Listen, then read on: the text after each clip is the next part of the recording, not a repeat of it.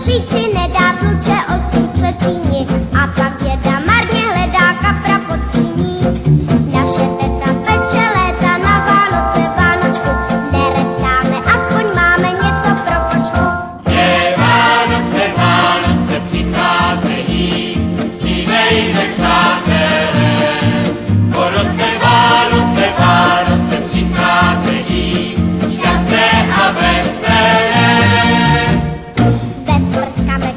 Slávek na Štědrý den nelze být a pak táta s Minimaxem zavlažoval byt. Tyhle ryby neměly by maso míti samou kost, říká táta vždy, když chvátá